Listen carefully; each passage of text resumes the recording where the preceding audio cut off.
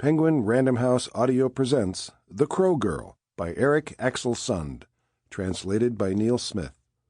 Read for you by Gabrielle Glaister.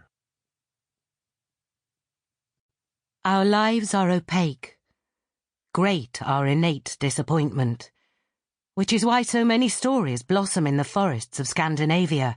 Mournfully the fiery hunger in our hearts turns to embers. Many end up as charcoal burners beside the stack of their own heart. In a crippled, dreamlike state, they set their ears to listen and hear the flames dying with a sigh. From Flowering Nettles by Harry Martinson. Part 1. The house was over 100 years old, and the solid stone walls were at least a metre thick, which meant that she probably didn't need to insulate them, but she wanted to be absolutely sure. To the left of the living room was a small corner room that she'd been using as a combination workroom and guest bedroom. Leading off it were a small toilet and a fair-sized closet. The room was perfect, with its single window and nothing but the unused attic above. No more nonchalance. No more taking anything for granted. Nothing would be left to chance. Fate was a dangerously unreliable accomplice, sometimes your friend, but just as often an unpredictable enemy. The dining table and chairs ended up shoved against one wall, which opened up a large space in the middle of the living room. Then it was just a matter of waiting. The first sheets of polystyrene arrived at 10 o'clock, as arranged, carried in by 4 men. 3 of them were in their 50s, but the 4th couldn't have been more than 20. His head was shaved and he wore a black t-shirt with 2 crossed Swedish flags on the chest, under the words, "My Fatherland." He had tattoos of spiderwebs on his elbows, and some sort of Stone Age design on his wrists. When she was alone again, she settled onto the sofa to plan her work. She decided to start with the floor, since that was the only thing that was likely to be a problem. The old couple downstairs might have been almost deaf, and she herself had never heard a single sound from them over the years, but it still felt like an important detail. She went into the bedroom. The little boy was still sound asleep. It had been so odd when she met him on the local train.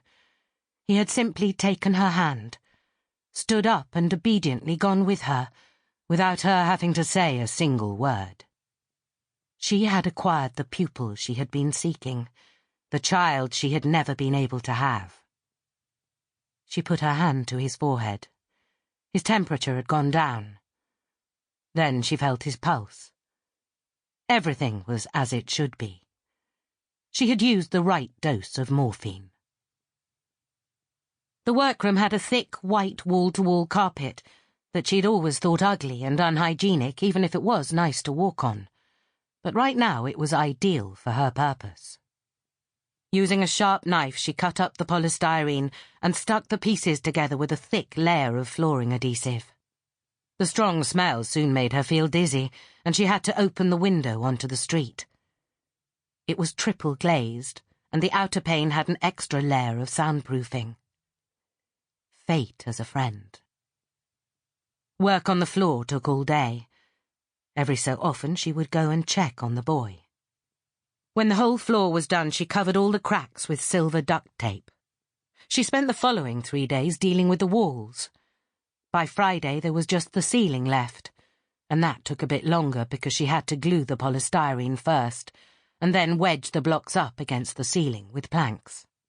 While the glue was drying, she nailed up some old blankets in place of the doors she had removed earlier. She glued 4 layers of polystyrene onto the door to the living room. She covered the only window with an old sheet. Just to be sure, she used a double layer of insulation to block the window alcove. When the room was ready, she covered the floor and walls with a waterproof tarpaulin. There was something meditative about the work, and when at last she looked at what she had accomplished, she felt a sense of pride. The room was further refined during the following week. She bought 4 small rubber wheels, a hasp, 10 metres of electric cable, several metres of wooden skirting, a basic light fitting and a box of light bulbs. She also had a set of dumbbells, some weights and an exercise bike delivered. She took all the books out of one of the bookcases in the living room, tipped it onto its side and screwed the wheels under each corner. She attached a length of skirting board to the front to conceal the fact that it could now be moved, then placed the bookcase in front of the door to the hidden room. She screwed the bookcase to the door and tested it. The door glided soundlessly open on its little rubber wheels. It all worked perfectly.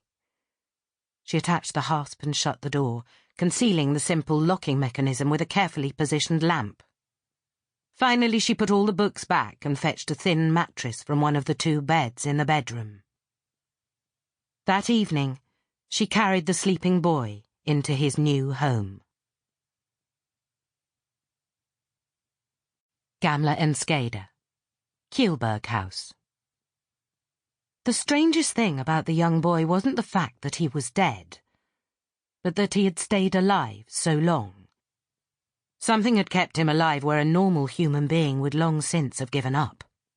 Detective Superintendent Jeanette Kihlberg knew nothing of this as she backed her car out of the garage, and she was unaware that this case would be the first in a series of events that would change her life. She saw Orca in the window and waved, but he was on the phone and didn't see her. He would spend the morning washing that week's accumulation of sweaty tops, muddy socks, and dirty underwear. With a wife and a son who were mad about football, it was a constant feature of daily life, this business of thrashing the old washing machine almost to the breaking point at least 5 times a week. While he was waiting for the machine to finish, she knew he would go into the little studio they'd set up in the attic and continue with one of the many unfinished oil paintings he was always working on. He was a romantic, a dreamer who had trouble finishing what he started. Jeanette had nagged him several times about getting in touch with one of the gallery owners who'd shown an interest in his work, but he always said the pictures weren't quite ready. Not yet, but soon. And when they were, everything would change. He would finally make his big breakthrough and the money would start to pour in and they could finally do everything they had dreamed of. Everything from fixing the house to travelling anywhere they liked. After almost 20 years, she was starting to doubt it was ever going to happen. As she swung out onto the Noir road, she heard a worrying rattle somewhere down by the left front wheel. Even though she was an imbecile when it came to cars, it was obvious that something was wrong with her old Audi, and that she was going to have to get it fixed again, soon. From past experience, she knew it wouldn't be cheap, even if the Serbian mechanic she went to out at Boldenplan was both reliable and competitively priced. The day before she had emptied their savings account to pay the latest instalment of the mortgage, something that happened every 3 months with sadistic punctuality. She hoped she would be able to get the car fixed on credit. That had worked before. Jeanette's jacket pockets started to vibrate violently as Beethoven's 9th Symphony almost drove her off the road and onto the pavement. "Yep, Kihlberg here." "Hi. Jan, we've got something out at the Thorridsplan Metro," replied the voice of her colleague, Jens Hurtig. "We need to get there at once. Where are you?" There was a loud screech on the line and she held the phone away from her ear to protect her hearing.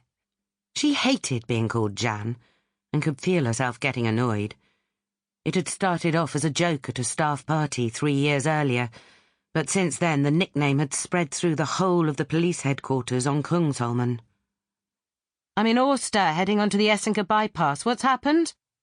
"They've found a young dead male in some bushes by the metro station, near the teacher training college, and Billing wants you there as soon as possible. He sounded pretty agitated. Everything points to murder."